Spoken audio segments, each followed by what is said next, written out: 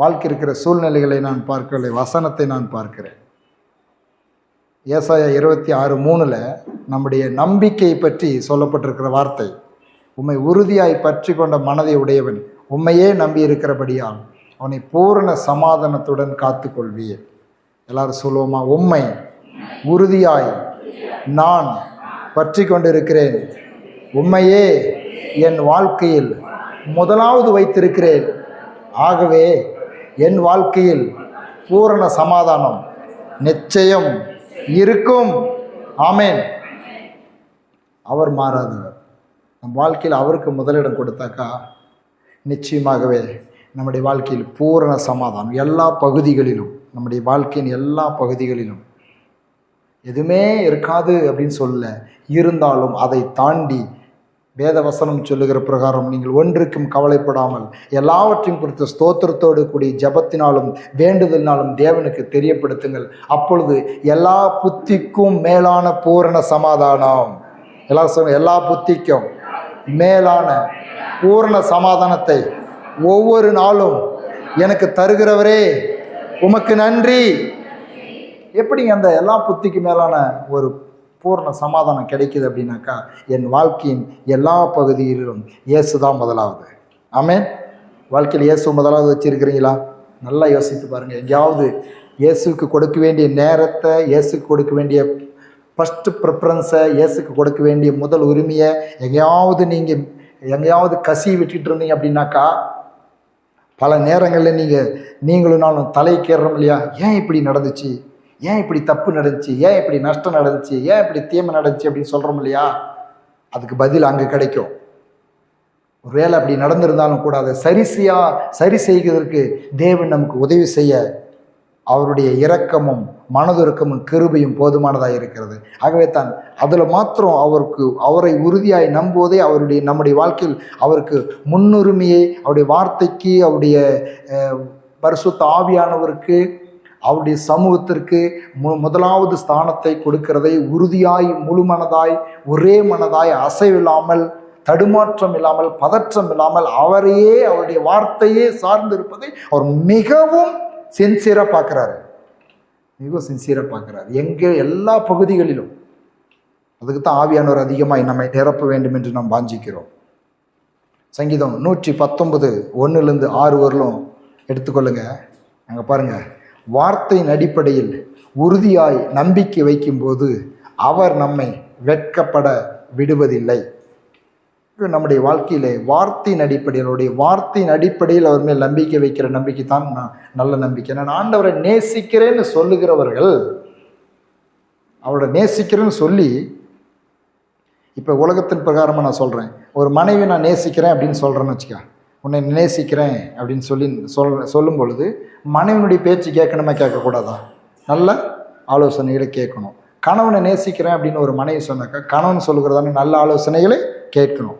நான் நேசிக்கிறேன்னு சொல்லிக்கிட்டு அவங்க சொல்கிறது கேட்காத நம்ம இஷ்டத்துக்கு வாழ்ந்துட்டு இருந்தாக்கா அது உண்மையாக நேசிக்கிறதுக்கு அர்த்தமா? கிடையாது. அப்போ இயேசுவை நேசிக்கிறேன்னாக்கா இயேசு சொல்கிறத நம்ம கேட்கணும். அப்போ இயேசு எதுக்கு சொல்கிறாரு? உண்மை என்னன்னாக்கா, இயேசு நாம் நேசிக்கிறோன்னு சொல்லும் பொழுது அவர் நமக்கு என்ன அவர் சொல்கிறது எதுக்கு நம்ம நலத்துக்கு தான் சொல்கிறாரு. ஆமென். அவர் சொல்கிற ஒவ்வொன்றுமே என்னுடைய நன்மைக்காகத்தான்.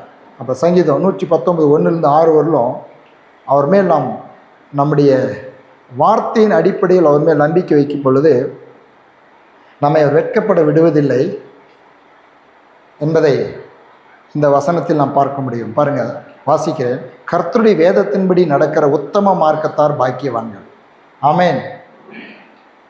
சங்கீதம் 34:8 என்ன வாசித்தோம்? அவர் மேல் நம்பிக்கையாக இருக்கிற மனுஷன் பாக்கியவான். அப்போ சங்கீதம் 119:1 என்ன சொல்லுகிறது? வேதத்தின்படி நடக்கிற உத்தம மார்க்கத்தார். ஆமேன். வெறும் நம்பிக்கை மாத்திரம் இல்லை, நான் இயேசுவை நம்புகிறேன், நான் ஞானஸ்தானம் எடுத்துட்டேன், இல்லை. உத்தம மார்க்கத்தார், கர்த்தருடைய வசனத்தின்படி, அவருடைய வார்த்தையை விசுவாசிக்கிறவன், அந்த வார்த்தையை நம்புகிறவன், வார்த்தையை அறிக்கை பண்ணுகிறவன், வார்த்தையே கண்களுக்கு முன்பாக வைத்து கொண்டு இருக்கிறவன், அவன் பாக்கியவான். அவருடைய சாட்சிகளை கை கொண்டு அவரை முழு இருதயத்தோடும் தேடுகிறவர்கள் பாக்கியவான்கள். எந்த இருதயத்தோடு தேடுறீங்க? எல்லாரும் சொல்லும், நான் இயேசுவை முழு இருதயத்தோடு தேடுகிறேன், ஆகவே நான் பாக்கியவான். 3வது வசனம் வாசிக்கிறேன். அவர்கள் அநியாயம் செய்வதில்லை, அவருடைய வழிகளில் நடக்கிறார்கள். உமது கட்டளைகளை நான் கருத்தாய் கை கொள்ளும்படி நீர் கற்பித்தீர். உமது பிரமாணைகளை கை கொள்ளும்படி என் நடைகள் ஸ்திரப்பட்டால் நலமாயிருக்கும். நான் உம்முடைய கற்பனைகளை எல்லாம் கண்ணூக்கும் போது வெட்கப்பட்டு போவதில்லை. ஹல்லேலூயா. எதை கண்ணூக்கும் போதான்?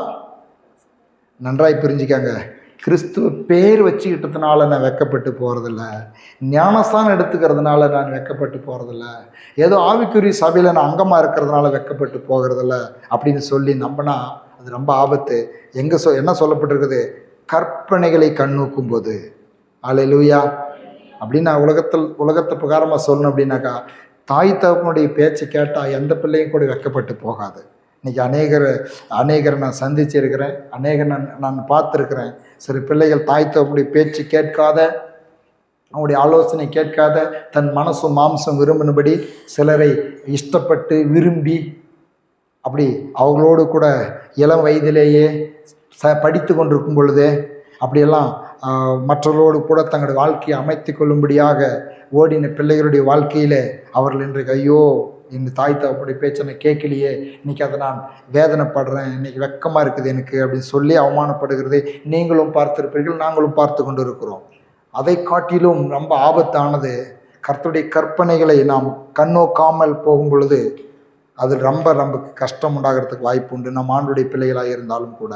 ஆனால் அவருடைய கற்பனைகளை கண்ணூக்கும் போது, ஆமென், ப்ளஸ் கற்பனைகளை, வார்த்தைகளை, வாக்குத்தத்தங்களை, வசனங்களை, வேதத்தை பார்க்கும்போது, தியானிக்கும் போது, அதையே கண் முன்னால் வைக்கும்போது நான் வெட்கப்பட முடியாது. ஹல்லேலூயா. வெட்கப்பட முடியாது. அவர் கண்ணோக்கும் பொழுது, அவருடைய வார்த்தையை கண்ணோக்கும் பொழுது வெட்கப்பட்டு போவதில்லை. எப்படி எழுதியப்பட்டிருக்குது பாருங்க. இப்போ அதே சங்கீதம் 119:23 இன்னொரு வசனத்தை அந்த சங்கீத ஆசிரியன் சொல்கிறான் பாருங்க. என்ன சொல்கிறான்? பிரபுக்களும் உட்கார்ந்து எனக்கு விரோதமாய் பேசி கொண்டு இருக்கிறார்கள், உமது அடியேனோ உமது பிரமாணங்களை தியானிக்கிறேன். ஹல்லேலூயா. அப்படின்னா எல்லாம் பயங்கரமான ஒரு எனக்கு விரோதமான சில பிரச்சனைகள், விரோதமான பேச்சுக்கள், நிந்தைகள், நான் செய்யாத செஞ்சேன்னு ஏதோ ஒரு விதத்தில் விரோதமாய் பேச்சு நடக்குது. யார் பேசுகிறாங்களாம்? பிரபுக்கள் பேசுகிறாங்க. அப்படின்னா பிரபுக்கள் அப்படின்னு சொன்னாக்கா ஒரு அதிகாரத்தில் இருக்கிறவர்கள் பேசுகிறாங்க. ஆனால் இவன் என்ன பண்ணுறான்? அதுக்கு இவன் போய் அவங்களோடு கூட எதிர்த்து நிற்கல. இவன் என்ன பண்ணிட்டு இருக்கிறான்? உமது அடியேனும் உமது பிரமாணங்களை தியானிக்கிறேன். ஹல்லேலூயா. அப்போ நம்முடைய வாழ்க்கையில் வெளியே என்ன நடக்குது அப்படின்றது முக்கியம் அல்ல, உள்ள என்ன நடக்குதுன்றது தான் முக்கியம். ஆமேன். வெளியே ஏமாத்திர பிரச்சனையினால சந்திச்சிடலாம், உள்ள உடஞ்சிருச்சுனாக்கா, உள்ளத்தில் ஒரு தோல்வியோ மனசங்கடமும் நிர்விசாரம் வந்துருச்சுனாக்கா மனுஷன் அதான் சொல்லுவாங்க. சில நேரத்தில் ஏன் மனுஷன் பாவ வழியில் செல்கிறான் அப்படின்னாக்கா, அவனை போய் சந்தித்து கேட்டு பாருங்க, என் மனசு உடஞ்சி போச்சு. என்னதான் மனசு உடஞ்சி போச்சு. ஏன் அப்படின்னாக்கா பலருடைய வார்த்தைகள், சூழ்நிலைகள் மனுஷனுடைய இருதயத்தை உடைத்து விடுகிறது. கலைக்கும் ஒரு தீமையான காரியம் நடக்கும் பொழுது, சில நஷ்டங்கள் நடக்கும் பொழுது உள்ளம் உடஞ்சி போயிடுது. உள்ளம் உடஞ்சி அவன் என்ன பண்ணுறான் அப்படின்னாக்கா ஆண்டவர் மேல இருக்கிற நம்பிக்கையை இழந்து போயிடுறான். ஆனால் தேவனை விசுவாசிக்கிற நீங்களும் நானும் உள்ளம் உடைஞ்சி ஆண்டவர் மேல இருக்கிற நம்பிக்கை இழக்க வேண்டிய அவசியம் இல்லை. ஏன்னாக்கா உமது அடியேனோ, இல்லை சொல்ல உமது அடியேனோ, உம்முடைய பிள்ளையாகிய நானோ உமது பிரமாணங்களை தியானிக்கிறேன். ஹல்லேலூயா. என்ன நடந்தாலும் சரி செய்யக்கூடிய ஒருவர் உண்டு என்பதை மீண்டும் மீண்டும் இந்த வசனம் நமக்கு எடுத்து காண்பித்து நம்மை பலப்படுத்துகிறது. ஹல்லேலூயா.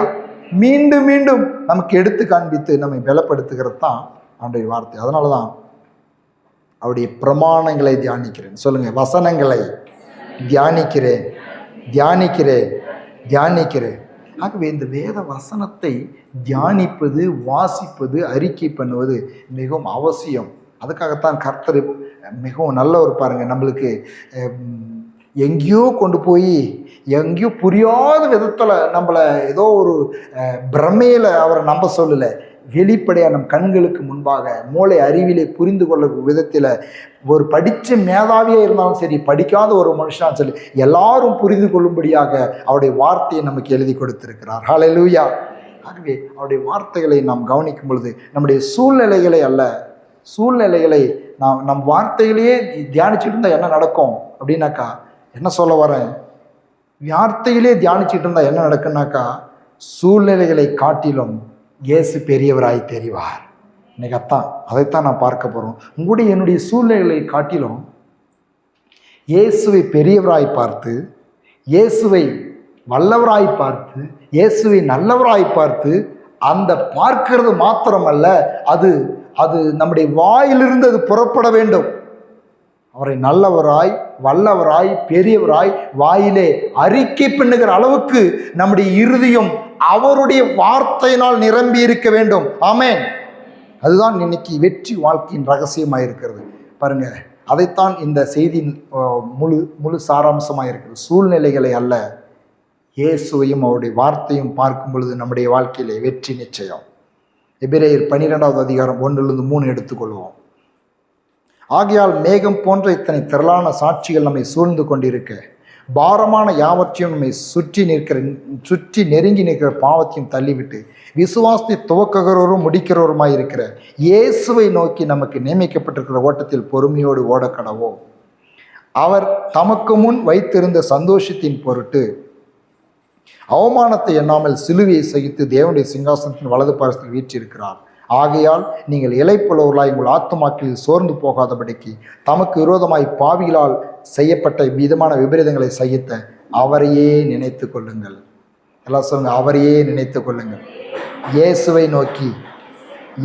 நோக்கி அவரையே நினைத்து கொள்ளுங்கள்.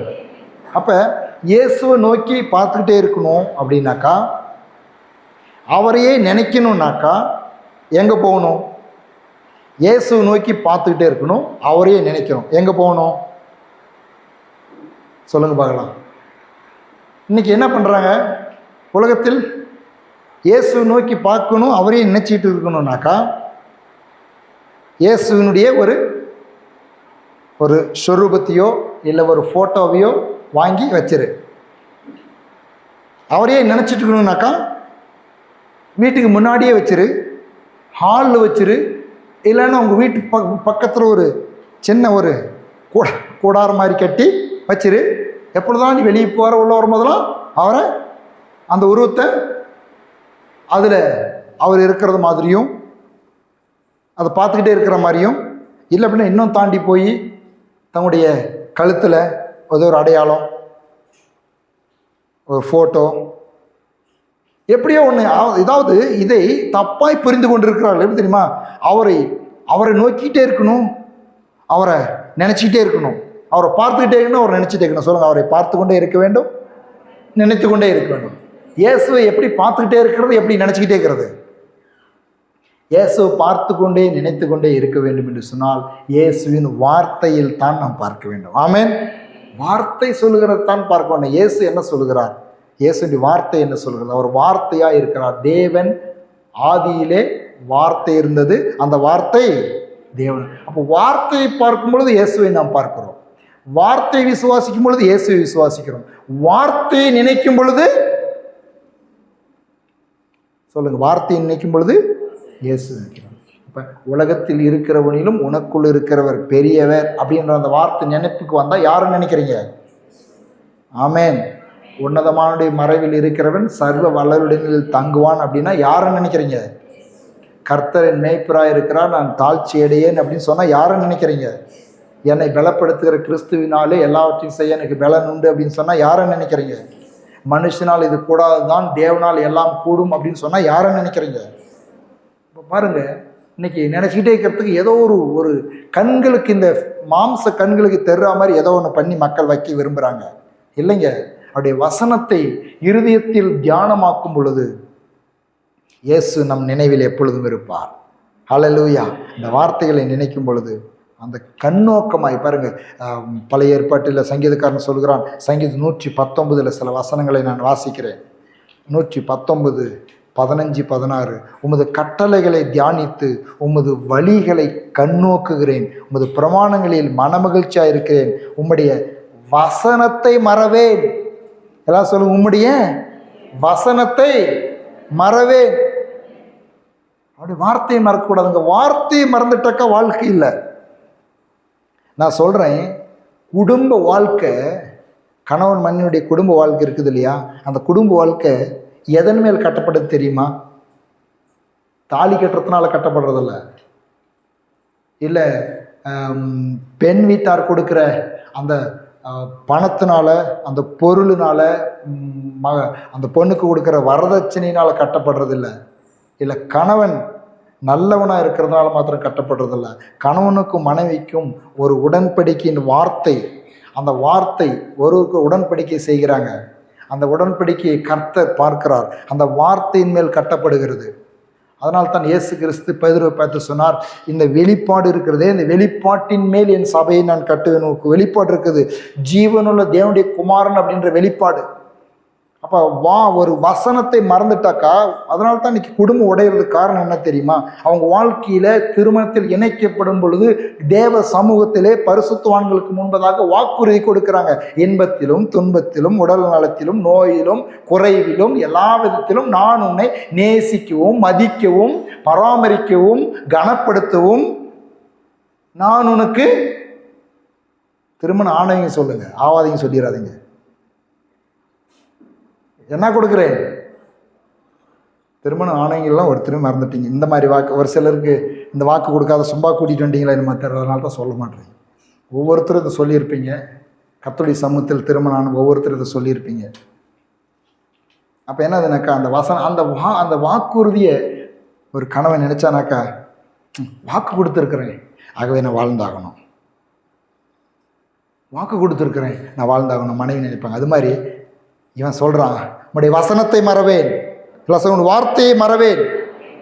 வார்த்தையை மறந்தால் இயேசுவை மறந்த மாதிரி பாருங்க. இன்னைக்கு ஏன் அவருக்கு நம்முடைய வாழ்க்கையிலே முன்னுரிமை கொடுக்க முடியறதுனாக்கா, வசனமே மறந்து போச்சு. இயேசு நினைப்பு இருக்கிறாரு, இயேசு மேல ஒரு நம்பிக்கை இருக்குது, ஆனால் என்ன மறந்து போச்சு? வார்த்தை மறந்து போச்சு. எந்த வார்த்தை மறந்து போச்சு? பரிசுத்த ஓய்வு நாளை மனமகிழ்ச்சி நாளாக எண்ணுவாயாக அப்படின்ற வார்த்தை மறந்து போச்சு. சிலர் சபை கூடி வருதலை விட்டு விடுகிறது போல நீ விட்டு விடாதிருப்பாயாக, வார்த்தை மறந்து போச்சு. நானும் என் வீட்டாரும் கர்த்தரையே சேவிப்போம், வார்த்தை மறந்து போச்சு. தேவனுடைய சமூகத்துக்கு போவோம் என்று சொல்லும் பொழுது நான் மகிழ்ச்சியாக இருந்தேன், வார்த்தை மறந்து போச்சு. முதலாவது தேவனுடைய ராஜ்யத்தையும் நீதியும் தேடுங்கள், அப்பொழுது இவைகளெல்லாம் கூட கொடுக்கப்படும், வார்த்தை மறந்து போச்சு. உன் தேவனாகிய கர்த்தரில் முழு உள்ளத்தோடு முழு ஆத்துமோடு முழு வெள்ளத்தோடு அன்பு கூறுவாயாக, வார்த்தை மறந்து போச்சு. இயேசு மேல நம்பிக்கை இருக்குது, வார்த்தை இல்லாததுனால, வசனத்தை மறந்து போனதுனால வாழ்க்கையில் விரக்தி, வாழ்க்கையில் சோர்வு, வாழ்க்கையில் எங்கோ ஒரு தண்ணீர் மேல் மிதக்கிறது போல வாழ்க்கை வாழ்ந்து கொண்டிருக்கிறதுக்கு காரணம் வசனத்தை மறந்ததுனால. ஆனால் இவன் சொல்லுகிறான், உமது பிரமாணங்களில் மனமகிழ்ச்சியா இருக்கிறேன், உம்முடைய வசனத்தை மறவேன். வசனத்தை மறவேன். அதே 119 57 வசனத்தை வாசிக்க இருப்பாருங்க. கர்த்தாவே நீர் என் பங்கு, நான் உமது வசனங்களை கை கொள்ளுவேன் என்றேன்.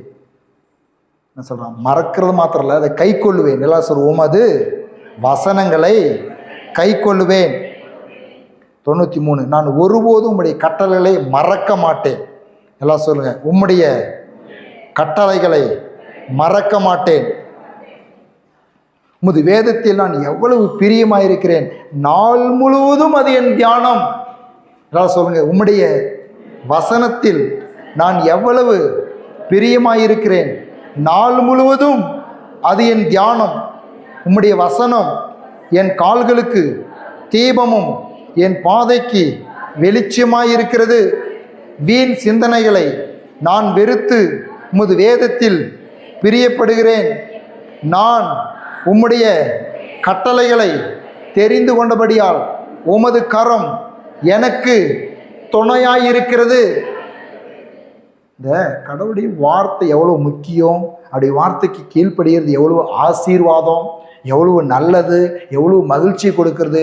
வாழ்க்கையின் எல்லா பகுதிகளிலும் ஆவி ஆத்மா சரீரம், நம்முடைய பொருளாதாரம், வேலை ஸ்தலங்கள், குடும்பம், கணவன் மனைவி, பிள்ளைகள், சமுதாயம், நம்முடைய எல்லா பகுதிகளிலும் அவருடைய அந்த வார்த்தையை நாம் விசுவாசித்து தியானித்து அதை பற்றி கொண்டு அதில் பிரியப்பட்டு ஒவ்வொரு நாளும் வேதத்தை வாசிப்பது, தியானிப்பது, அறிக்கை பண்ணுவது எவ்வளவு நம்முடைய வெற்றி வாழ்க்கைக்கு பிரயோஜனமானது என்பதை ஒருவன் கண்டுகொண்டால் அதை அவன் விடவே மாட்டான். ஆமென். யோசுவாவுக்கும் அதான் சொன்னார், இரவும் பகலும் இதில் நீ தியானமாக இருக்கும் பொழுது என்ன பண்ணுவான்? வழி வாய்க்கும். ஆமென். வழி வாய்க்கும். அதுதான் நீங்கள் ஒரு தடவை உங்களுக்கு சமயம் இருந்துச்சுனாக்கா, நீங்கள் பிஸியாக இருந்தால் வேண்டாம், ரொம்ப ஓவர் பிஸியாக இருந்தால் வேண்டாம். சமயம் இருந்துச்சுனாக்கா படிக்கிறதுக்கு டைம் இருந்தால் படிங்க, இல்லை ஆடியோ பைபிளில் கேட்குறதுனாலும் கேளுங்க. சங்கீதம் 119 ஒரு தடவை இந்த வாரம் முடியறதுக்குள்ளே ஒரு தடவை நீங்கள் அதை கேட்டு பாருங்கள். உங்கள் வாழ்க்கையில் ஏதோ ஒரு தொடுதல் உண்டாகும், வசனத்தின் மீது ஒரு பற்றுதல் உண்டாகும். பைபிள்லேயே பெரிய ஒரு அதிகாரம் எது சொல்லுங்கள்? ஆமாம், 110 தெரியுதுல்ல, அதனால தான் அதை படிக்காதுக்கிறீங்க இல்லையா?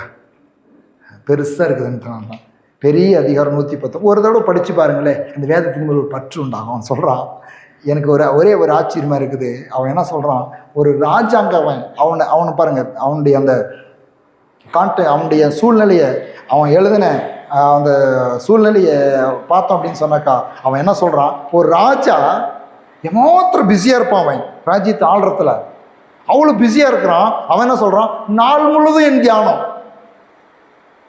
அதனால தான் கடந்த வாரத்திலே சொன்னேன், பிஸியாக நீங்கள் இருக்கிறீங்க இல்லையா, அந்த பிஸியில் இவர் என்ன பண்ணுங்க, இவரையும் கூட்டிக்காங்க. வாங்க ஆண்டவர், நான் ரொம்ப பிஸியாக இருக்கிறேன்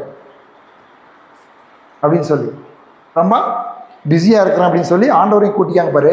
ஆண்டவர் அந்த பிஸியில் நம்மளுக்கு உதவி செய்ய வல்லவராக இருக்கிறார். ஆமேன், ஹல்லேலூயா. அதான் ஒரு தடவை ஒரு ஒரு ஒரு ஷேவிங் ஷாப்காருடைய சாட்சியை கேட்டேன் நான். சொன்னார், அங்கே எல்லாம் நிறைய அவங்க கஸ்டமருங்க போவாங்களா அவங்க ஷாப்புக்கு, ரொம்ப பிஸியாக நிறைய ஒர்க் பிஸியாக வேலை பண்ணிருப்போம் அப்படியா. அதனால் நல்லா ஒரு தொழில் ஆசீர்வாதமாக இருக்கிறதுனால நிறைய பேர் சொன்னோம், என்ன எப்போ பார்த்தாலும் பிஸியாக இருக்கிற, டென்ஷனாக இருக்குல்லையே அப்படி இப்படின்னு கேட்கலாம். இவர் யோசனை பண்ணிட்டு இருந்தார். இவர் ஒரு போர்டு எழுதி போட்டார், என்ன தேங்க்யூ ஜீசஸ். இங்கிலீஷில் தெளிவாக சொல்ல தெரியல, இங்கிலீஷில் எழுதி போட்டிருந்தாரு. தமிழ்லேயே நான் சொல்லிடுறேன். இங்கிலீஷ் பேச தெரியாது, இங்கிலீஷை பேசி நீங்கள் இங்கிலீஷ் தெரிஞ்சு யாராவது இருந்து இந்த இங்கிலீஷ் எங்கடா அந்த பாஸ்டர் படித்தார் அப்படின்னு கேட்குறது வேண்டாம். அப்போ என்னது, அவர் இங்கிலீஷில் அப்படி எழுதி போட்டிருந்தாரா, நன்றி இயேசுவே இந்த பிஸியான நாளுக்காக. ஆமென். யாருக்கு நன்றி சொல்கிறாரு? பிஸியான நாளுக்காக நன்றியாம். நீங்களாம் பிஸியாக இருந்தால் நன்றி சொல்லுவீங்களா? சனினே இந்த வந்து வாச்சிச்சு பாரு, எனக்கு தான் இது முடிகிறது, எப்படி தான் இது செஞ்சு முடிக்கிறது இப்படின்னு சொல்லி என்ன பண்ணுவோம், சலிச்சுக்குவோம். அவன் சொல்கிறான், பிஸிக்காக என்னதான் நன்றி, நீங்கள் கொடுத்த பிஸியான ஒர்க்குக்காக நன்றி, நீங்கள் கொடுத்த பிஸியான வேலைக்காக நன்றி, நீங்கள் கொடுத்த பிஸியான தொழிலுக்காக நன்றி. நான் இன்னும் உம்முடைய துணையோடு கூட என்னுடைய ஃபுல் எஃபெக்டிவும் அதில் காமிப்பேன். ஆமேன். அதான் கர்த்தருடைய பிள்ளையினுடைய, அதாவது இது பண்ணுறது ரியாக்ஷன், கர்த்தருடைய பிள்ளையோட ரியாக்ஷன் அப்படித்தான் இருக்கணும். சலிப்போடு பேசுறதில்ல. உங்களுக்கு கொடுக்கப்பட்டிருக்க வேலை, உங்களுக்கு கொடுக்குற குடும்பம், சமையல் பண்ணும் போதோ, துணி துவைக்கும் போதோ, பிள்ளைங்களுக்கு ட்ரெஸ் போட்டு விடும் போதோ, இல்லை உங்கள் வீட்டு காரியங்களை செய்யும் பொழுதோ, வீட்டை கூட்டும் போதோ, சனின்னு தினம் இப்படி போடுறதுங்க, என்னைக்கு தான் கூட்டி இதை சுத்தம் பண்ணுறது அப்படின்னு சலிப்பான வார்த்தையில் பேசாதீங்க. எங்கள் பிள்ளைங்க ஐஸ்கிரீம் வாங்கி, சின்ன குழந்தைங்களுக்கு ஐஸ்கிரீம் வாங்கும்போது பார்த்துடுறீங்களா, அந்த பிள்ளை ஐஸ்கிரீம் எல்லாம் மேலெல்லாம் ஆக்கிட்டு சாப்பிட்டா உங்களுக்கு சந்தோஷம் இல்லையா? எல்லாம் இங்கே போயிச்சு அங்கே போயிச்சு அப்படின்னு சொல்லிட்டு. இப்போ பிள்ளைங்கள் சில குறும்புத்தனமான காரியங்களை செய்யும் பொழுது சந்தோஷமாக அதை கையாளுவதற்கு பரிசுத்த ஆவியானவர் உதவி செய்வார். ஆமேன். ஒரு ஒரு ஒரு அழுக்கு பண்ணிருச்சு, ஒரு பாத்திரத்தை உடைச்சிருச்சு, சலிக்காதீங்க, சந்தோஷமாய் கையாளுங்க. கர்த்தருடைய ஆவியானவர் நமக்கு உதவி செய்வார். ஆமேன். அப்போ வார்த்தைக்கு, வசன தியானத்திற்கு அவன் முக்கியத்துவம் கொடுத்தான். என்ன சொல்கிறேன், நாள் முழுவதும் என் தியானம். சொல்லுங்கள், நாள் முழுவதும் என் தியானம்.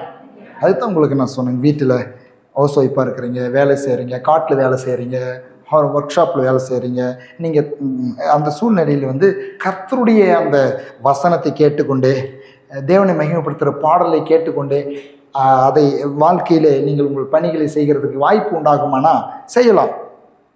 சமையலை செய்கிறீங்க, அதுலேயே உங்களுடைய மண்டை போட்டு குழப்பிக்கிட்டு சமையல் செய்யாதீங்க. ஒரு பாட்டை போட்டு விட்டுட்டு ஒரு வசனத்தை கேட்டுக்கிட்டே சமையல் செய்யுங்க பாருங்கள். உப்பு இல்லாத சமையல் செஞ்சாலும் ருசியாக வந்துடும். ஆமாம், அப்படி செஞ்சிடாதீங்க. சொல்லி உங்களை உற்சாகப்படுத்துகிறேன் வசனத்தை கேட்கறதுக்காக. ஆமென். சரி, அப்போ வசனம் தியானம் மிகவும் நம்முடைய வாழ்க்கையிலே ஒரு பாதிப்பை, ஒரு மாற்றங்களை உண்டு பண்ணுகிறது என்பதை சொல்லுகிறேன். அதாவது நான் என்ன சொல்ல வருகிறேன் அப்படின்னு சொன்னாக்கா, நம்முடைய சூழ்நிலைகளை காட்டிலும் தேவனை பெரியவராய் காட்டுகிறது தான் தேவனுடைய வார்த்தை. எல்லாம் சொல்லு, என்னுடைய சூழ்நிலையை காட்டிலும் தேவனை பெரியவராய் நல்லவராய் வல்லவராய் என்னுடைய வாழ்க்கையிலே காண்பிக்கிறது தேவனுடைய வார்த்தை. லூக்கா 10வது அதிகாரம் 38 சில வசனங்களை வாசிக்கலாம். பின்பு அவர்கள் பிரயாணம் போகையில் அவர் ஒரு கிராமத்தில் பிரவேசித்தார். அங்கே மார்த்தாள் என்னும் பெயர் கொண்ட ஒரு ஸ்திரீ அவரை தன் வீட்டில் ஏற்றுக்கொண்டாள். அவளுக்கு மரியாள் எனப்பட்ட ஒரு சகோதரி இருந்தால். அவள் இயேசுவின் பாதத்தில் உட்கார்ந்து அவருடைய வசனத்தை கேட்டுக்கொண்டிருந்தாள். எல்லாரும் சொல்லுங்க, வசனத்தை கேட்டுக்கொண்டிருந்தாள். அதுக்கு இங்கே தெரியும், மார்த்தாள் நிறைய வேலை பண்ணிட்டு இருந்தா. அவள் போய் புலம்புறா. அப்புறம் 42வது வசனத்தில் இயேசு சொல்றார், தேவையானது ஒன்றே, எல்லாம் சொல்ல, தேவையானது ஒன்றே, தன்னை விட்டு எடுபடாத நல்ல பங்கை தெரிந்து கொண்டாள். அப்படின்னா என்ன அர்த்தம்? வசனத்தை தியானிக்கிறது தான் உங்களை விட்டு எடுபடாத நல்ல பங்கு. வசனத்தையே நினைச்சிட்டு இருக்கும் பொழுது நம்மளை விட்டு அதை யாரும் எடுத்து போட முடியாது. பைபிளை வாங்கி கிழிச்சு போட்டுடலாம். இருதயத்தில் இருக்கிற வசனத்தை யாராவது எடுத்து போட முடியுமா? ஆமென். வசனத்தில் அப்ப தேவன் இப்படி இவங்க இந்த வசனத்துக்கு முக்கியத்துவம் கொடுத்த வசனத்தை கேட்டுட்டு இருக்கா பாருங்க.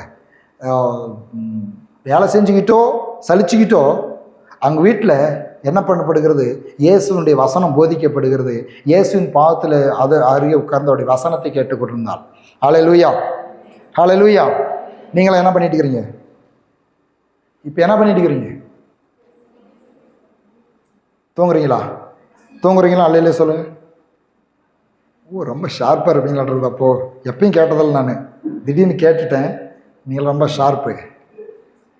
ஒருத்தர் சொல்லல் ரொம்ப உஷாராக இருக்கிறீங்க. அப்போ நீங்களும் ரொம்ப வசனத்தை இயேசுவின் பாவத்தில் அருகே உட்கார்ந்து மரியாள் வசனத்தை கேட்டது மாதிரி இன்னைக்கு இந்த கெத்செமனே சபையின் கூடாரத்துக்குள் உட்கார்ந்து ஆண்டுடைய வார்த்தை கேட்டுக்கொண்டிருக்கிறீர்கள். ஆமென், ஹல்லேலூயா. சந்தோஷமா? வார்த்தை கேட்கறதுக்கு சந்தோஷமா? இல்லை என்னத்தமே கேட்கறதுக்கு சந்தோஷமா? ஆமாம், என்னத்தமே கேட்கறதுக்கு சந்தோஷம்னா என்னத்தமே சொல்கிறோம், ஒன்றும் பிரச்சனை கிடையாது. என்னத்தமே சொல்கிறதுக்கு எவ்வளோ நிமிஷம்? ஒரு நிமிஷம் ஆகும், அவ்வளோதான் இல்லையா? வசனத்தை கேட்குறது சந்தோஷமா தான் வசனத்தை கேட்கலாமா? ஆமென், ஹல்லேலூயா. எல்லாம் சொல்லுங்க, நானும் நாள் முழுவதும் வசனத்தை தியானிப்பேன். அப்போ இந்த வசனத்தை கேட்டுக்கிட்டு இருக்கிறா. யோவான் 11வது அதிகாரம் 5வது வசனம், இயேசு மார்த்தாளிடத்திலும் அவருடைய சகோதரனிடத்திலும் லாசருனிடத்திலும் அன்பாய் இருந்தார். எனக்கு இங்கே புரிஞ்சுது, நான் சொல்கிறேன். என்ன சொல்லப்படுகிறது? யோவான் 11வது அதிகாரம் 5வது வசனம், இயேசு வசனத்தை தியானிக்கிற, வசனத்தை கேட்கிற, வசனத்தை தியானிக்கிற, வசனத்தை விசுவாசிக்கிற, அவருடைய வார்த்தையை விசுவாசிக்கிற, வார்த்தையை நம்புகிற அந்த குடும்பத்தில், அந்த நபருடைய வாழ்க்கையில இயேசு அன்பாய் இருக்கிறார். ஆமென். அவ்வளோதான் சொல்ல முடியும் என்னால். இயேசு அன்பாய் இருக்கிறது வசனத்தை தியானிக்கிறார். பாருங்க, மார்த்தாள், சகோதரி, லாசர், 3 பேர்த்துக்கிட்ட இயேசு என்ன பண்ணிட்டு இருந்தாரா? அன்பாக இருந்தார். அப்போ உங்கள் வீட்டில், உங்கள் குடும்பத்தில், உங்களும் மேலேயும் என் மேலே இயேசு இன்னும் அதிகமாக, ஏற்கனவே அன்பாக தான் இருக்கிறாரு. அவருடைய வசனத்தை நேசிக்கும் பொழுது இன்னும் அதிகமாக நம்ம மேல் அன்பாக இருக்கிறார். அப்படி அன்பாக இருக்கும் பொழுது என்ன நடக்கிறது? அன்பாக இருக்கும் பொழுது அவர் இயேசு அன்பாக இருக்கிறாரு. அப்படி அன்பாக இயேசுவின் அன்பாக இருக்கும் பொழுது அவனுடைய வாழ்க்கையில் ஒரு மரணம் நேரிடுகிறது. அதை 11வது அதிகாரம், அதாவது யோவான் 11வது அதிகாரத்தில் நாம் பார்க்கிறோம். யோவான் 11வது அதிகாரம் 21வது வசனத்திலிருந்து கிட்டத்தட்ட 44 வசனத்து வரலும் நீங்கள் அதை குறிப்பெடுத்துக்கலாம். யோவான் 11வது அதிகாரம் 21லேருந்து 44 வரலும் இங்கே ஒரு காரியம் நடக்கிறது. லாசருடைய மரணம் நடக்கிறது.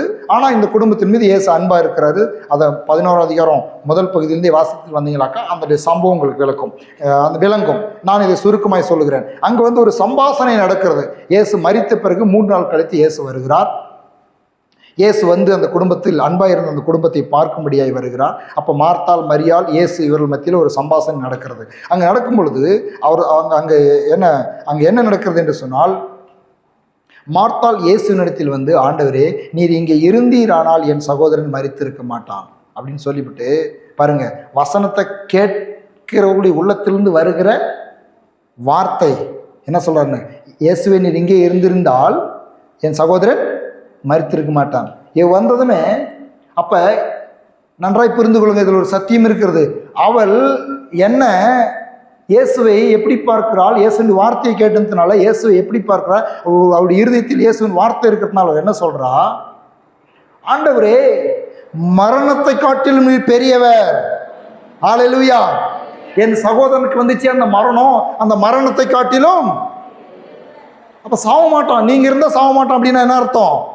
அந்த சாவை ஜீவனாய் மாற்றக்கூடிய வல்லமை உம்மிடத்தில் உண்டு. யாருக்கு இங்க இந்த எண்ணம் வரும்? வசனத்தை கேட்குறவங்களுக்கு தான் இந்த அறிவு வரும். 22 இன்னொரு வார்த்தை சொல்ற பாருங்க, இப்பொழுதும் எல்லாம் சொல்லுங்க, இப்பொழுதும் இப்பொழுதும் என்னுடைய வாழ்க்கையிலே இயேசுவால் அற்புதம் செய்ய முடியும் என்று. அதுக்கப்புறம் நீங்களே சொல்லுங்க, அந்த வார்த்தையுடைய கடைசி வரியை சொல்லுங்க, கடைசி பதத்தை சொல்லுங்க. ஹல்லேலூயா, ஹல்லேலூயா. எதனால இந்த அறிவு வந்துச்சு? இப்பொழுதும் உங்களுடைய என்னுடைய வாழ்க்கையில் இப்பொழுது இருக்கிற சூழ்நிலையை மாற்ற இயேசுவுக்கு கிருபையும் அன்பும் வல்லமையும் உண்டு என்ற அறிவு எதனால் வருகிறது? அறிவு எதனால் வருகிறது? நொந்து போயிருக்கிறீங்களா, உடஞ்சி போயிருக்கிறீங்களா, கடனாளியா இருக்கிறீங்களா, வேதனையோடு இருக்கிறீங்களா, பிரச்சனையோடு இருக்கிறீங்களா? அன்றைக்கு மரியாள் மார்த்தாள் 2 பேரும் புலம்பினது போல ஒரு இழப்பில் இருக்கிறீங்களா? இன்றைக்கும் வசனத்தை கேட்கிறவனுடைய உள்ளத்திலிருந்து புறப்படுகிற ஜெபம், வசனத்தை கேட்கிறவனுடைய உள்ளத்திலிருந்து வருகிற வார்த்தை, விசுவாச அறிக்கை, பேச்செல்லாம் எப்படி இருக்குனாக்கா, இன்றைக்கும் எனக்கு ஒரு அறிவு உண்டு, வசன அறிவு உண்டு, வசன வெளிப்பாடு உண்டு. நீர் உலகத்தில் வருகிறவராகிய ஜீவனுள்ள தேவனுடைய குமாரன், எல்லாவற்றையும் மாற்றுகிற வல்லமையுடையவர் என்ற அறிவு. அதுக்கு தாங்க வசனத்தை படிப்படினா. என்னத்துக்கு வசனத்தை படிப்படின்றோம்? சும்மா வேலை இல்லாதக்கா? இல்லை சும்மா ஏதோ ஒரு இந்த கிறிஸ்துவத்தில் சேர்ந்துக்கிட்டா அந்த வசனத்தை படிச்சே ஆகணும்? நோ. உன் வாழ்க்கை என் வாழ்க்கை வெற்றியாக இருக்க வேண்டும் என்று சொன்னால் வசனத்தின் அறிவு. அப்ப இயேசு அவளை நோக்கி உன் சகோதரன் உயிர் தெழுந்திருப்பான் அப்படின்றாரு. அதுக்கு அவர் சொல்ற பாருங்க, அது நல்லா தெரியும்ப்பா, எனக்கு நல்லா தெரியும். ஏன் அப்படின்னாக்கா, உயிர்த்தெழல் நடக்கும் கடைசி நாள்லேயே அவள் உயிர் தெழுந்திருப்பான். இதையும் அறிஞ்சு வச்சிருக்கிறா பாருங்க. வசனத்தை கேட்க கேட்க எவ்வளோ ஒரு அறிவு வந்திருக்குது. எனக்கு தெரியும் உயிர்த்தெழுதல், நான் நம்புறேன். இன்னைக்கு பிசிக்கலாக மறிச்சு போயிட்டான், ஆனால் உயிர்த்தெழுத ஒரு நாள் இருக்குது, அன்னைக்கு உயிரோடு எந்திரிச்சிருப்பான்னு எனக்கும் தெரியும் ஆண்டவரே, நான் அதை விசுவாசிக்கிறேன் ஆண்டவரே. அதையும் அறிஞ்சிருக்கிறேன்றா. அவள் சொல்றதெல்லாம் பாருங்க, அறிந்திருக்கிறேன். முதலும் அவள் சொல்ற 22லயும் அறிந்திருக்கிறேன் அப்படின்னு சொல்றா, 24வது வசனத்துலையும் அறிந்திருக்கிறேன்னு சொல்றா. அப்ப இயேசு அவருக்கு சொல்றாரு, நான் தான் உயிர்த்தெழுதல், நான் தான் ஜீவன் அப்படின்னு சொல்லிட்டு போய் அவனுடைய சகோதரிகிட்ட சொல்றா. அப்புறம் இயேசுடைய சம்பாஷணம் அப்படியே தொடருது. இப்போ இயேசு வருகிறார். அதில் இயேசு அங்கே கண்ணீர் விடுகிறார், அழுகிறார். அந்த சகோதரி அழுகிறாள். அவளும் அப்படி தான் சொல்கிறாள். மரியாள் பார்த்து, ஆண்டவரே நீங்கள் இருந்திருந்தால் சகோதரர் மரித்து இருக்க மாட்டான். அவருடைய பாருங்க ஃபெய்த்தெல்லாம் எப்படி இருக்குது பாருங்க, அவருடைய ஃபெய்த்து. நீங்கள் இருந்தாக்கா என் வாழ்க்கை இந்த துக்கத்துக்கு காரணமாக ஆகியிருக்க முடியாது அப்படின்னு சொல்கிறான். அப்போ அங்கே இருக்கிற மற்றவங்கெல்லாம் பேசுகிறாங்க. அப்படியே சம்பாஷணம் போயிட்டே இருக்குது. போகும் பொழுது கல்லை எடுங்கன்னு சொல்கிறாரு. கல்லை எடுத்துடும் பொழுது சொல்கிறா, அவருடைய சகோதரி சொல்கிறா, நாருமே 3 நாள் ஆயிடுச்சு அப்படின்றாங்க. அதுக்கு ஏசு சொல்கிறாரு, நீ விசுவாசித்தால் தேவனுடைய மகிமையை காண்பாய் என்று உனக்கு நான் சொல்லவில்லையா? எல்லாம் சொல்ல, விசுவாசித்தால் தேவனுடைய மகிமையை காண்பாய். இன்னைக்கு நம்மளாம் நம்பாதே இருக்கிறோம், நம்மளாம் விசுவாசிக்காதே இருக்கிறோம். ஏன் சில நேரத்தில் தேவனுடைய மகிமையை காண முடியறதில்ல அப்படின்னாக்கா, நான் சொல்கிறேன், சும்மா வெறும் நான் இயேசு நம்புகிறேன் அப்படின்னு சொல்கிற அந்த நம்பிக்கை இல்லைங்க, வசனத்தின் அடிப்படையில். ஆமேன். வசனத்தின் யார் அப்படின்ற அறிவு தெளிவாக அறிஞ்சு யார் அவர் அப்படின்ற அந்த அறிவோடு கூட விசுவாசிக்கும் பொழுதுதான் மகிமை வெளிப்படும். சும்மா சாதாரணமாக பிரைமரி ஸ்டேஜில் சில அற்புதங்களும் சில மகிமையை வெளிப்படுகிறது வேற. ஆனால் சில அற்புதமான ஒரு மகிமையான super natural power, super natural இயற்கைக்கு அப்பாற்பட்ட விதத்தில் அவருடைய மகிமை வெளிப்படுகிறதற்கு கொஞ்சம் ஆழமான வசன அறிவினால் உண்டாகிற உறுதியான, அது தேவனுக்கு தன்னுடைய வாழ்க்கையில் முதலிடம் கொடுத்ததான விசுவாசம் மிகவும் அவசியம். அத்தனை சத்தியங்களை அறிஞ்சிருந்தா அதனால தான் அப்படிப்பட்ட வார்த்தைகளை பேச முடிஞ்சிச்சு. கர்த்தர் அவனை எழுப்புறாரு, அந்த துக்கத்தை சந்தோஷமாக மாத்துறாரு. அங்கே என்ன சொல்றாரு, சூழ்நிலையை பார்த்து அவர்களோடு அவர் அளவில்லை, சூழ்நிலைக்கு மேலாய் இயேசு இருக்கிறேன் என்பதை, மரணத்துக்கு மேலாக, வியாதிக்கு மேலாக, பிரச்சனைக்கு மேலாக, நமக்கு இருக்கிறதான குறைவுக்கு மேலாக இயேசு எல்லாவற்றுக்கும் மேலாக இருக்கிறதை அங்கு நிரூபித்து காண்பிக்கிறார். வெளியே வா அப்படின்றார். அவ்வளவுதான். ஆமேன். வெளியே வா. வெளியே வான்னாக்கா எனக்கு எவ்வளோ ஆச்சரியம். சில நேரத்தில் ஆண்டவர் வித்தியாசமாக தம்முடைய வல்லமையையும் தம்முடைய மகிமை வெளிப்படுத்துகிறத பார்த்து வேதத்தில் நான் சில நேரத்தில் ஷாக் ஆகுவேன். என்ன சொல்லணும், எப்படி பார்க்கிறார் பாருங்க. இயேசு எப்படி பார்க்கிறார், நாம் எப்படி பார்க்குறோம். இப்போ மரிச்சு போவங்கிட்ட போய் எப்படி ஜெபிக்கணும் இவர், இயேசுவின் நாமத்தில், இல்லாட்டினா எப்படி ஜெயிப்பிக்கணுமோ எனக்கு தெரியல, உயிர் உண்டாவதாக அப்படி தானே சொல்லணும். என்ன சொன்னார், இருளாக இருந்த இடத்துல போய் இருளாக இருக்கிற இடத்துல என்ன சொன்னார். ஆமாம். அப்போ இங்கே இவைகளை சொன்ன பின்பு இயேசு என்ன சொல்கிறாராம், உயிரோடு எந்திரிச்சு வா, லாசருடைய சரீரத்தில் ஜீவன் உண்டாவதாக அப்படின்னு சொல்லணும். இவன் என்ன சொல்கிறாரு, லாசருவே. அப்போ இவருடைய ஃபைட் எங்கே போயிருக்குதுனாக்கா, அவன் செத்து போனதை மறந்துட்டாரு. அவன் என்ன பண்ணுறான், தூங்கிட்டு இருக்கிறான். ஒரு ரூம் எடுத்து ஒரு ஒரு கெஸ்ட் ரூம், ஹோட்டலில் ஒரு ரூம் எடுத்து என்ன பண்ணிட்டுக்கிறான், ஒரு 3 நாள் ரெஸ்ட் எடுத்துட்டுக்கிறான் அப்படின்னு பார்க்குறாரு. என்ன நம்முடைய தேவன் எப்படிலாம் பார்க்குறாரு பாருங்க. அப்போ எப்படி அங்கே தூங்கிட்டு இருக்கிறான், வாப்பா வெளியே. 3 நாளாக தூங்குறது அவ்வளோதான் கேட்டிருப்பாருன்னு நினைக்கிறேன். என்னப்பா அம்மெல்லாம் அழுதுட்டு இருக்கிறாங்க, ஒரு படுத்து தூங்கினா செத்த நேரம் தூங்கலாம், 3 நாள் தூங்கிட்டு இருக்கிறதா, அதுவும் இங்கே வந்து ரூம் எடுத்து தூங்குறதா அப்படின்னு தான் கேட்டிருக்கணும் இல்லையா. அப்போ ரூமில் படுத்துட்டு தூங்குறவனை கூப்பிட்ற மாதிரி, ஒரு பெட் மேலே படுத்து தூங்குறவனை கூப்பிட்ற மாதிரி, லாசரவே வெளியோன்னு ஒருத்த சத்தமாக கூப்பிட்டாரான். காதுக்கு எது கேட்காது இருக்கும், கல்லெல்லாம் வச்சு அடைச்சிருந்தாங்க. கல்லை எடுத்துப்பிடுன்னு சொல்லிட்டாங்க. என்ன தெரியுமா, இவங்க காதெல்லாம் சேர்த்து கட்டியிருப்பாங்கன்னு நினைக்கிறேன். காது கேட்டக்கூடாது அவனுக்கு, எப்படின்னு காதெல்லாம் சேர்த்து கட்டியிருப்பாங்கன்றது. அதனால தான் வந்து என்ன சொல்கிறது, அவர் சேலையால் கட்டப்பட்டிருந்தது, அவனை கட்ட வைத்துடுங்கப்பா சாமி, நான் உயிர் கொடுத்துட்டேன், நீங்கள் போட்ட கட்டா வருங்க, நான் கூப்பிட்டு வெளியே விட்டுட்டோம்னு சொல்லி ஒரு அற்புதத்தை செய்கிறார். இப்போ வசன அறிவு நம்முடைய வாழ்க்கையில் அற்புதங்களை கொண்டு வரும். ஆமென், ஹல்லேலூயா. நம்முடைய விசுவாசத்தை பெருக செய்யும், என்னுடைய மகிமையை நம்முடைய தாவியிலே வெளிப்படுத்தும். பழைய ஏற்பாட்டில் கூட பாருங்க, ஒரு சம்பவத்தை நான் உங்களுக்கு சொல்லி நாம் தியானிக்க போகிறோம். பழைய ஏற்பாட்டுக்குள்ளே போவோம். இதே மாதிரி ஒரு தாவீதினுடைய வாழ்க்கையில், அதான் நான் சங்கீதம் 119 பார்த்தோம் இல்லையா, அவனுடைய வாழ்க்கையை தாங்கியும் 1 சாமுவேல் 17வது அதிகாரத்தை எடுத்துக்கொள்ளும். 1 சாமுவேல் 17வது அதிகாரம் 1லேருந்து 11 வசனங்கள் குறிப்பாக நீங்கள் எடுத்துக்கொள்ளுங்க. நான் இதை விளக்குறேன். நான் அப்போ அங்கே ஒரு இஸ்ரேல் மக்களுக்கு விரோதமாக ஒரு கூட்ட ஜனங்கள், பெலிஸ்தர் அப்படின்ற ஒரு கூட்டம் வந்து யுத்தம் பண்ணுறதுக்காக நிச்சிட்டு இருக்கிறாங்க. இங்கே இந்த பெலிஸ்தர் கூட்டத்துக்கு சார்பாக நிற்கிறவன் தான் கோலியாத். யாருக்கெல்லாம் கோலியாத்தை தெரியும்? கோலியாத் தெரியாது 2-3 பேர் கை தூக்குறாங்க, கோலியாத் தெரியும்னு சொல்லி. நல்லது, கோலியாத்து தெரியாத இருக்கிறவர்களும் நல்லது. ஏன் தெரியுமா, ஏன் அப்படி சொல்கிறேன்னாக்கா, கோலியாத்தை பற்றி தெரிஞ்சுக்கிட்டாக்கா கோலியாத்தையே பேசிகிட்டு இருப்பீங்க. ஆமே, உண்மைதானே? கோலியாத் தெரிஞ்சிட்டாக்கா பேசுகிறீங்களா நீங்கள் சில நேரத்தில்? அதனால தான் சில நேரத்தில் என்ன பண்ணுறது, சில விஷயங்களை கேட்கறதுக்கே இஷ்டப்படுறது. ஏன் தெரியுமா, கேட்டால் அதையே நினச்சிட்டு இருக்க சொல்லும், இல்லாட்டினா அதையே பேசிகிட்டு இருக்க சொல்லும். சில துர்ச்செய்திகளை, சில கெட்ட செய்திகளை கேட்கறதுக்கு விரும்புதில்லை. இங்கே ஒரு மனுஷன் கோலியாத்து ஏன் வந்து நிற்கிறான். அவனுடைய அந்த அளவுலாம் சொல்லுது பாருங்கள், இத்தனை உயரம் தான், வெண்கல சீராக போட்டுக்கிட்டு இருந்தான். அதான் நான் பாருங்கள், அதெல்லாம் விளக்குறதில்ல, ஷார்ப்பாக சொல்லிட்டு போயிட்டு இருக்கிறேன். நான் இயேசு பற்றி மாத்திரம் நான் அதிகமாக விளக்குறேன். ஆமென். யாரை பற்றி அதிகமாக விளக்கணும்? நம்ம கோலியாத்தை பற்றி விளக்கி என்னத்துக்கு ஆகுது? கோலியாத்தி அந்த சோடால தான் நம்மளுக்கு என்ன மொத்தமாக சொல்லிடலாம். அவன் ஒரு பெரிய ஆள் தான், அவன் ஒரு பெரிய ஆள், சரி வச்சான். ஆனால் கர்த்தர் மேல் விசுவாசம் இல்லாத, வார்த்தையினுடைய அந்த அறிவில்லாத, வார்த்தை தியானம் இல்லாத ஒரு கூட்டம் மக்கள், அதுதான் இஸ்ரேல் மக்கள். 11 வசனத்தை வாசிக்க பாருங்க. சவுல் அப்படின்றவன் யாரு? ராஜா. இஸ்ரவேல் அனைவரும் யாரு? கர்த்தருடைய பிள்ளைகள். அந்த பெலிஸ்தீனுடைய அந்த உருவத்தை பார்த்து மாத்திரமல்ல, வார்த்தைகளை கேட்டு கலங்கி மிகவும் பயப்பட்டார்கள். எப்படி நம்ம வாழ்க்கைக்கு பொருந்தது பாருங்க. எதை கேட்டு? உருவத்தையும் பார்க்குறாங்க, வார்த்தையும் கேட்குறாங்க. உருவமும் பெருசாக இருக்குது, வார்த்தையும் பெருசாக இருக்குது. பார்த்துருக்குறீங்களா? கொஞ்சம் உருவம் பெருசாக இருக்கிறாலும் கொஞ்சம் சத்தம் போட்டு பேசுவாங்க, பார்த்துருக்கீங்களா? ஒரு தடவை என்னுடைய வாழ்க்கையில் இப்படி நடந்துச்சு.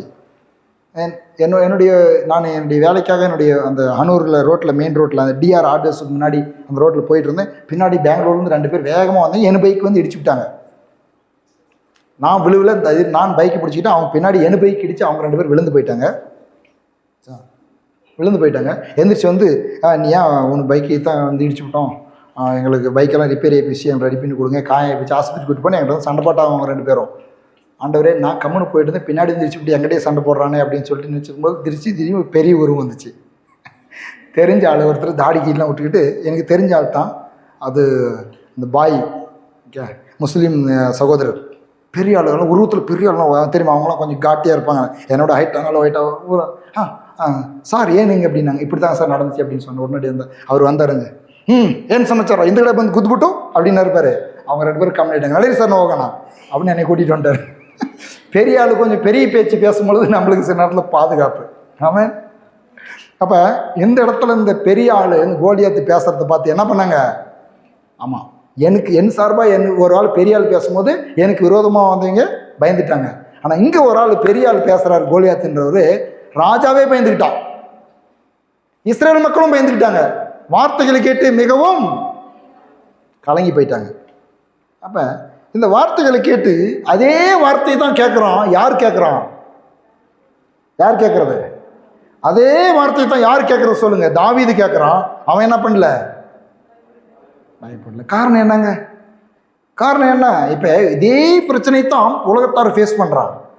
இப்போ நீங்களும் நானும் சந்திக்கிற பிரச்சனை தான் உலகத்தார் ஃபேஸ் பண்ணுறான். உலகத்தார் ஃபேஸ் பண்ணி என்ன சொல்ல தெரியுமா? ஐயோ என் குடும்பத்தை நடத்தவே முடியலைங்க, என் பிள்ளைங்களை கண்ட்ரோல் பண்ணவே முடியலைங்க, என் பிள்ளைங்களை நல்ல உலகத்தில் நடத்த முடியலைங்க, சம்பாதிக்கிறதுலாம் மிச்சமாக வரலைங்கன்னு புலம்புறான். அதே பூமியில் தான் வாழ்கிறோம், அதே வேலையை தான் செய்கிறோம், அதே பணத்தை தான் சம்பாதிக்கிறோம்.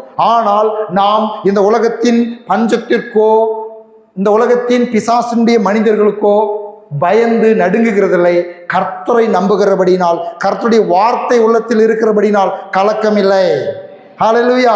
எப்பக்கம் நெருக்கப்பட்டு ஒடுங்கி போவதில்லை, மனமுறிவு அடைவதில்லை. மனமுறிவு அடைகிறதில்லை. நம்ம குடும்பத்திலையும் நம்ம பிள்ளைங்க வாழ்க்கையிலையும் நம்முடைய வாழ்க்கையிலையும் கூட பிரச்சனை, கணவன் மனைவி பிரச்சனை, பெற்றார் பிள்ளைகள் பிரச்சனை இருக்கத்தான் செய்கிறது. ஆனால் மனமுறிவு அடைவதில்லை, கலங்குவதில்லை, பயப்படுவதில்லை.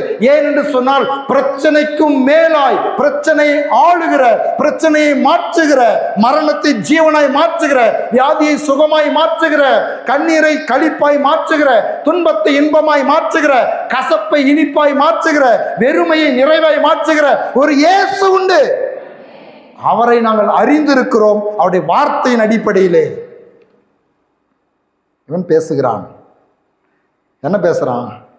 1 சாமுவேல் 17:32, எவன் நிமித்தம் ஒருவனுடைய இறுதியும் கலங்க வேண்டியதில்லை, உம்முடைய அடியானியாகிய நான் போய் இந்த பெலிஸ்தனோட யுத்தம் பண்ணுவேன். யார் சொல்றது? சின்ன பையன் சொல்றாங்க. ஏன் அப்படி சொல்ல முடியுதுனாக்கா, அவனுக்குள்ள என்ன இருக்குது?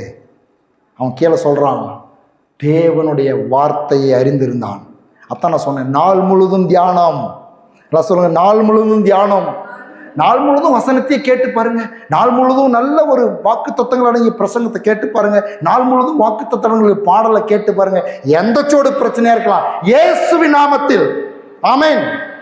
என்னை பலப்படுத்துகிற கிறிஸ்துவினாலே எல்லாவற்றையும் சந்திக்க எனக்கு பலன் உண்டு. எதையும் நேரடியாக ஆண்டுடைய துணையோடு சந்திக்கிறவன் தான் கிறிஸ்தவன். அப்போ அவன் நேராக சந்திக்கிறான். விசுவாச வார்த்தை எங்கிருந்து வருகிறது? வேதத்தை தியானித்ததுனால, கர்த்தரை பற்றி தியானித்து கொண்டே இருந்தனால விசுவாச வார்த்தை உள்ளத்திலிருந்து வருகிறது. தேவனுடைய வார்த்தையை தியானிக்க விசுவாச வார்த்தைகள் உள்ளத்திலிருந்து வருகிறது. என்ன சொல்கிறான்? சிங்கத்து வாய்க்கு தப்பி வைத்தார், அதுக்கு தப்பி வைத்தார், இதுக்கு தப்பி வைத்தார் அப்படின்றான். அப்புறம் போகிறான், கோலியாத்துக்கிட்ட போகிறான். கோலியாத்துக்கிட்ட போய் கோலியாத்து சொல்கிறான் இவனை பார்த்து, பட்டயத்தோடு ஈட்டியோடு கேடகத்தோடு என்னுடைய வருகிறதுக்கு நான் என்கிட்ட வரையே. அவன் என்ன சொல்கிறான்? பெலிஸ்தன் நீ தடிகளோடும் என்னிடத்தில் வர நான் நாயா என்று சொல்லி அவன் தன் தேவர்களை கொண்டு தாவீதை சபித்தான். என்ன சொல்கிறான்? கோலியாத் சொல்கிறான், நான் நாயாப்பா, என்னை பார்த்தா தெரியலையா உனக்கு, நான் எந்த சொல்ற ஆள், என்னை பார்த்தா என் பர்சனாலிட்டி தெரியலையா அப்படின்னு சொல்லி பேசுகிறான். ஆனால் அவன் சொல்கிறான், தாவீதினுடைய வார்த்தையில் பாருங்கள் எப்படிங்க அந்த வார்த்தைலாம் வருது உள்ளத்துலேருந்து அப்படின்னாக்கத்தான் சொன்னேன், வசன தியானம். அவன் பெலிஸ்தனை நோக்கி, அதற்கு தாவீது பெலிஸ்தனை நோக்கி, எல்லாம் சொல்லுங்க, பெலிஸ்தனை நோக்கி, பிரச்சனையை நோக்கி என்ன சொல்கிறான்? நீ பட்டயத்தோடும் ஈட்டியோடும் கேடகத்தோடும் என்னிடத்தில் வருகிறாய், நானும் நீ நிந்தித்த இஸ்ரவேலருடைய இராணுவங்களின் தேவனாகிய சேனைகளுடைய கர்த்தரின் நாமத்தினாலே உன்னிடத்தில் வருகிறேன். கொஞ்சம் தூக்கி வச்சுட்டான் பாருங்க ஆண்டவர் எங்கே வச்சிருக்கான்னு சொல்லி. இராணுவம் ப்ளஸ் என்னது? சேனை. இராணுவமும் இருக்குதப்பா, சேனையும் இருக்குது அவர்கிட்ட. அவர் ஆவிக்குரிய விதத்தில் யுத்தம் பண்றவர். அவர் கண்ணுக்கு தெரிய மாட்டாரு, அவர் ஆவியாகிய தேவன். ஆனா நான் வரேன், நான் நிச்சா போதும், என் மூலமா அவருடைய மகிமையை வெளிப்படுத்துவாரு, என் பிரசனத்தை வெளிப்படுத்துவாரு. உன்னை நானே இன்னைக்கு கொன்று போட முடியும், எல்லாரும் தெரிஞ்சுக்குவாங்க உயிருள்ள ஒரு தேவன் இருக்கிறாருன்னு சொல்லி அறிந்து கொள்ளும்படியாக. அவன் சொல்றான் கடைசியில, யுத்தம் கர்த்தருடையது. ஹல்லேலூயா. இன்னைக்கு நீங்களும் நானும் சந்திச்சுட்டு பிரச்சனை பார்த்து சொல்லுங்க, இந்த பிரச்சனை என்னுடையதல்ல, இது யாருடைய பிரச்சனை தெரியுமா உங்களுக்கு? பிள்ளைங்க எங்கேயாவது போய் சிக்கல் மாட்டிக்கிட்டாக்கா தாய் தப்பு போனதும், எப்பா எங்கள் பிள்ளையை விட்டுறப்பா, பிரச்சனை என்னது, நான் பார்த்துக்கிறேன். தப்பு கட்டணுமா கட்டுறேன், மன்னிப்பு கேட்கணுமா கேட்குறேன், என்ன சொல்லு, பையனை விட்டுரு, எங்கள் மகனை விட்டுரு போயிட்டோம், அவனை விட்டுரு, அவனுக்கு தெரியாது, அவன் அறியாதவன், நான் பார்த்துக்கிறேன். என்ன அடிக்கிறியா அடி. பிள்ளைகளுக்காக பெற்றார் அந்த முன்னாடி நின்று ஜாமீன் கொடுக்கறத பார்த்துருக்குறீங்களா? சொல்லுற உங்கள் பிரச்சனை இயேசு பிரச்சனை. ஆமேன். ஆகவே நாம் வேலை என்ன தெரியுமா? அவருடைய பாதத்தில், அவருடைய வார்த்தை கேட்டு, அவருடைய சமூகத்தில் அவரை அண்டி, அவர் சொல்கிற மாதிரி அவருடைய ஆலோசனை, அவருடைய வழிநடத்துதல், அவருடைய உதவியோடு முதலாவது தேவனுடைய ராஜ்யத்தையும் நீதியும் தேடுங்கள், அவர் அப்பொழுது இவைகளெல்லாம் உங்களுக்கு கூட கொடுக்கப்படும் என்று சொல்லியிருக்கிற வார்த்தையின்படியே பழைய ஏற்பாட்டில் அப்படியே சொல்லியிருக்கீங்க. நீங்கள் சும்மா இருப்பீர், கர்த்தர் உங்களுக்காக அப்படி எழுதியிருக்குது. பல நேரத்தில் அப்படி சொல்லியிருக்கேன் நான். முழங்கால் படிட்டு பிரச்சனை நேரத்தில், குழப்பத்தின் நேரத்தில், ஆண்டவரே இந்த பிரச்சனை உங்களது, எனக்காக நீர் யுத்தம் செய்வீராக சொல்லி பாருங்களேன். வாழ்க்கையில சொல்றீங்களா? நீங்க வாய் திறந்து சொல்லி பாருங்க. பிரச்சனை முத்தி போயிருக்குதா? பிரச்சனை நேரத்தில் ரொம்ப கலங்கி போயிருக்கிறீங்களா? முழங்கால் நெச்சாலும் சரி, உட்கார்ந்தாலும் சரி, நடந்தாலும் சரி, படுத்தாலும் சரி, உள்ள மாத்திரம் அவருக்கு முன்பாக திறந்திருக்கட்டும், உள்ள மாத்திரம் அவருக்கு முன்பாக பணிந்து இருக்கட்டும். அவரை பார்த்து சொல்லுங்க, யுத்தம் கர்த்தருடையது, கர்த்தர் உனக்காக யுத்தம் பண்ணுவார் என்று எழுதியிருக்கிறதே. கர்த்தாவே எனக்காக நீ யுத்தம் பண்ணுவீராக. புதிய ஏற்பாட்டில் வந்து என்ன சொல்லப்பட்டிருக்கு தெரியுமா?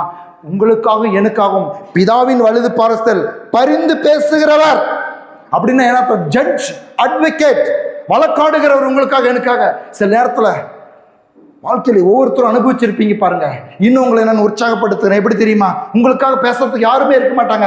ஒரு நிமிஷம் கண்களை மூடி, எனக்காக நீர் வழக்காடுவீராக சொல்லிப்பார். தேவன் அங்கே மனுஷனை எழுப்புவார். தேவன் ஒரு மனுஷனை எழுப்புவார். அவங்க பக்கம் இருந்தே சில நேரத்தில் மனுஷனை எழுப்புறத நான் பார்த்துருக்கிறேன். எல்லாரும் ஒட்டியும் வருவாங்க, அடிக்கலான்னு கல் எடுத்துக்கிட்டு. கர்த்தர் உங்களுக்காக எனக்காகவும் பேசும்படியாக அவர்களுக்குள்ளே ஒருத்தனை எழுப்புவார். அவங்களுக்குள்ளே எழுப்புவார். கடந்த நாட்களில் ஒரு சகோதரர் பேசிக்கிட்டு இருந்து அப்படிதான் சொல்றாரு. அப்படிதான் சொன்னார். அவருடைய வாழ்க்கையில் ஒரு பிரச்சனை. அந்த பிரச்சனை நிமித்தி இவர் போய் நிற்கிறாரு. அவன் பயங்கரமாக பேசுகிறான், உங்களுக்கு தான் தப்பு அப்படின்னு சொல்லிட்டு. உடனடியாக அவங்க அவங்க அவங்க பக்கத்தில் அவங்களுக்கு தெரிஞ்சவங்கள ஒருத்தர் வந்ததும் இந்த சகோதரருக்கும் பேசின உடனே அவன் சைலண்ட் ஆகிட்டான். அப்படிதான் தேவன் எழும்ப பண்ணுகிறார் பல நேரங்களில் நம்முடைய வாழ்க்கையில். கர்த்தர் பெரியவர். ஆமேன். இப்போ சூழ்நிலைகளை காட்டிலும் இயேசு பெரியவர். ஆமேன். ஹல்லேலூயா. யுத்தம் கர்த்தருடையது. சொல்லுங்க, யுத்தம் கர்த்தருடையது. அவர் உங்களை எங்கள் கையில் ஒப்பு கொடுப்பார். இன்னும் முடியவே இல்லைங்க, சண்டை முடியல, ஒப்பு கொடுக்கப்படல. ஆனால் வார்த்தை என்னன்னு வருது? ஒப்பு கொடுப்பார். அதனால் தான் சகரியா 4:5 சொல்லுகிறது, என்னோடு பேசின தூதன் மறுமொழியாக, இவைகள் என்னதென்று உனக்கு தெரியாதா என்றேன். ஆண்டவனே எனக்கு தெரியாது என்றான். அப்பொழுது செருபபேலுக்கு சொல்லப்படுகிற கர்த்தருடைய வார்த்தை என்னவென்றால், எல்லாம் சொல்ல, கர்த்தருடைய வார்த்தை என்னவென்றால், எல்லாரும் வலது கரங்களை உயர்த்துங்க. கர்த்தருடைய வார்த்தை என்னவென்றால், கர்த்தருடைய வார்த்தை என்னவென்றால், யுத்தம் கர்த்தருடையது, பலத்தினாலும் அல்ல, பராக்கிரமத்தினாலும் அல்ல, என்னுடைய ஆவியினாலே ஆகும் என்று கர்த்தர் சொல்லுகிறார். பெரிய பர்வதமே, பிரச்சனையே, கடன் பிரச்சனையே, வியாதியே, போராட்டமே, சஞ்சலமே, குறைவே, நீ எம்மாத்திரம் தேவ பிள்ளையாகிய எனக்கு முன்பாக சமபூமியாவாய் இயேசுவின் நாமத்தில் வருகிறேன், கிருபை உண்டாவதாக, கிருபை உண்டாவதாக, கிருபை உண்டாவதாக என்று சொல்லுகிறேன். ஆமேன். அப்ப சொல்றது ரொம்ப முக்கியம். வாய் திறந்து சொல்றது ரொம்ப முக்கியம். ஆதியாகமம் 1:3 போவோம். ஆதியாகமம் 1:3 எடுத்து பாருங்க. ஆதியாகமம் 1:3 இயேசு என்ன தேவன் என்ன சொல்கிறாரு? இருளாக இருக்குது, ஆவியானவர் அங்கே அசைவாடிக்கிட்டு இருக்காராம். தேவன் வெளிச்சம் உண்டாக கடவுது என்றார், வெளிச்சம் உண்டாயிற்று. எல்லாம் சொல்லுங்க, தேவன் வெளிச்சம் உண்டாக கடவுது என்றார், வெளிச்சம் உண்டாயிற்று. அது தேவனுடைய வேலை, அவள் தானே. அடுத்து பாருங்க, ஆதியாகமம் 2:19 தேவனாகிய கர்த்தர் வெளியின் சகல வித மிருகங்களையும் ஆகாயத்தின் சகல வித பறவைகளையும் மண்ணினாலே உருவாக்கி ஆதாம் அவனுக்கு என்ன பேரிடுவான் என்று பார்க்கும்படி அவனை அவனிடத்தில் கொண்டு வந்தார். அந்த ஜீவ ஜந்துக்கு ஆதாம் எந்த பேரிட்டானோ அதுவே அதற்கு பேராயிற்று. சொல்லுங்க, ஆதாம் எந்தெந்த பேரிட்டானோ அதுவே அதற்கு பேராயிற்று. அப்ப என்ன வாயிலிருந்து அந்த சூழ்நிலைக்கு தேவையானதை பேசுகிறோமோ அது அங்கே ரெக்கார்ட் செய்யப்படுது, அங்கே நடக்குது. அதான் தேவன் வெளிச்சம்னு சொல்கிறாரு, வெளிச்சம் உண்டாருது. இப்போ நான் தான் சொல்கிறேன், ஆதாமு யானை வருதுன்னு வச்சுக்கோங்க, யானையை பார்த்து இதன் பெயர் எலி அப்படின்னு வச்சுருந்தா இன்னைக்கு வரலும் யானையை எப்படி கூப்பிட்டுருப்போம்? அவன் பேர் வச்சுட்டாங்க எலின்னு. அது சின்னதாக்கிறதுனால, இந்த பெருசாக்கிறதுனால நீங்கள் எலின்னு கூப்பிடாத இருக்க முடியுமா? பாருங்க, இன்றைக்கி அவன் பேர் வச்சதுனால தான் நம்ம அந்த பேரை உபயோகப்படுத்தி கூப்பிட்றோம். அப்போ உங்கள் வாழ்க்கையில் உங்களுக்கு விரோதமாய் வருகிற பிரச்சனைக்கு, உங்களுக்கு விரோதமாய் உங்கள் முன்னால் வச்சுக்கிறதுக்கு உங்கள் வாயிலிருந்து ஏதாவது பிறக்கணும். எப்படி வார்த்தை பிறக்கணும்? நல்ல வார்த்தைகளை பிறக்கணும். தேவனுடைய வார்த்தையிலிருந்து வருகிற வார்த்தையை நாம் அந்த பிரச்சனைக்கு சொல்லும் பொழுது அது அப்படியே நடக்கும். அதனால தான் சங்கீதக்காரன் சொல்லுகிறான், சங்கீதம் 91:2 எல்லாரும் சொல்லுங்க, நான் கர்த்தரை நோக்கி நீர் என் அடைக்கலம், என் கோட்டை, என் தேவன், நான் நம்பி இருக்கிறவர் என்று சொல்லுவேன். இன்னைக்கு எப்படி சொல்றாங்க? எங்கிறாரு கடவுள்? ஏன் கடவுள் இப்படி செஞ்சாரு? ஏன் மழையை கொடுக்கல கடவுள்? ஏன் என் ஜபத்தை கேட்கல? எல்லாம் கேள்வியாத்தான் இருக்குது. இவன் சொல்றான், வாயிலிருந்து வர வார்த்தை என்ன தெரியுமா? அடைக்கலம், கோட்டை, நம்பிக்கை, துருகம், பெலன், ஜீவன், ரட்சணி கொம்பு, உயர்ந்த அடைக்கலம், கண்மலை. ஆமென். எப்படிப்பட்ட வார்த்தை? எப்படி இதெல்லாம் வருது வாயிலிருந்து? எப்படிங்க பேச முடியுது? இருதயத்தில் நாள் முழுவதும் தேவனுடைய வார்த்தையின் தியானம். இது ரோமர் 10:10 தான் சொல்லுகிறது. இல்லை, அதுக்கு மேலே வாசித்துறேன். மார்க் 11:23 புதிய ஏற்பாட்டில் வரும்போது இயேசு கற்றுக் கொடுக்கிறார், எவனாகிலும் இந்த மலையை பார்த்து நீ பெயர்ந்து சமுத்திரத்தில் தள்ளுண்டு போய் என்று சொல்லி, எல்லாம் சொல்லுங்க, சொல்லி சொன்னபடியே நடக்கும் என்று தன் இருதயத்தில் சந்தேகப்படாமல் விசுவாசித்தால் அவன் சொன்னபடியே ஆகும் என்று மெய்யாகவே உங்களுக்கு சொல்லுகிறேன். எல்லாம் சொல்லுங்க, நான் இயேசுவின் நாமத்தில் சொன்னபடியே என் வாழ்க்கையில் நடக்கும்.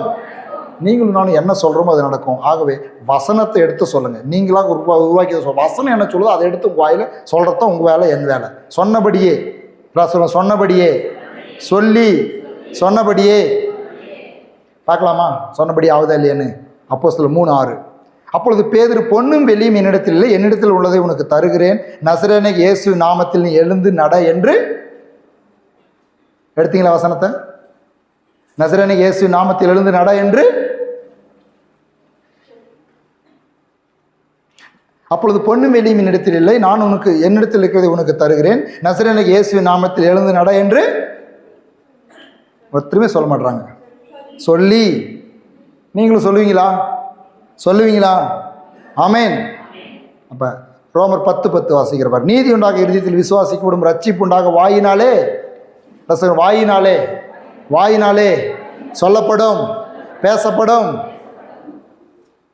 1 யோவான் 4:4 பிள்ளைகளை நீங்கள் தேவனால் உண்டாயிருந்து அவரை ஜெயித்தீர்கள், ஏனெனில் உலகத்தில் இருக்கிறவன் உங்களுக்கு இருக்கிறவர் பெரியவர். அல்லேலூயா. யாருங்க பெரியவர்? யார் பெரியவர்? எந்திரிச்சு நில்லுங்க. கொஞ்ச நேரம்லாம் தூங்குறீங்களான்றது தான் சொல்ல மாட்டேறீங்க. சரியா? எந்திரிச்சு நில்லுங்க. நான் சொல்கிறேன், யார் பெரியவர்னு கேட்டாக்கா தடுமாறுறீங்க. ஆமாம், எனக்கு இருக்க கடன் பிரச்சனை பெருசு தான் இல்லையா? கடன் பிரச்சனை தானே எல்லாத்தோட பெருசு. வியாதி தானே பெருசு. எது பெருசு? எது பெருசுங்க சொல்லுங்க? எது பெருசு? வாயை திறந்து சொல்லுங்க.